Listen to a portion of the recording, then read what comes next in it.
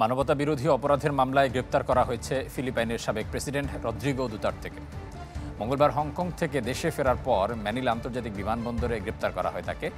এর আগে দুতার্তের বিরুদ্ধে মানবতা বিরোধী অপরাধ মামলায় গ্রেপ্তারি পরোয়ানা জারি করে আন্তর্জাতিক অপরাধ আদালত। দেশটির রাষ্ট্রপতির কার্যালয় থেকে এই তথ্য নিশ্চিত করা হয়েছে। অবশেষে গ্রেপ্তার হলেন ফিলিপাইনের সাবেক আলোচিত সমালোচিত প্রেসিডেন্ট রদ্রিগো দুতার্তে। আন্তর্জাতিক অপরাধ আদালতের গ্রেপ্তারি পরোয়ানায় দুতার্তেকে গ্রেপ্তার করা হয়। তার বিরুদ্ধে অভিযোগ, মাদক বিরোধী অভিযান চালাতে গিয়ে মানবতা বিরোধী অপরাধ করেছেন তিনি। 2016 সালে মাদক নির্মূলের প্রতিশ্রুতি নিয়ে ক্ষমতায় বসেন দুতার্তে।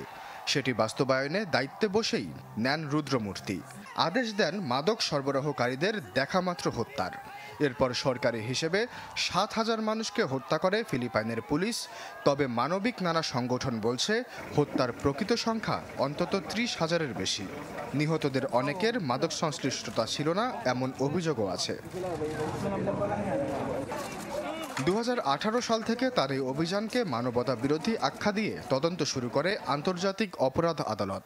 তবে 2019 সালে আন্তর্জাতিক আদালতটিকে ফিলিপাইন ছাড়ার নির্দেশ দেন দুতার্তে। 2022 সালে রদ্রিগো দুতার্তে ক্ষমতা হারালে পরের বছর তদন্ত শুরু করে আইসিসি।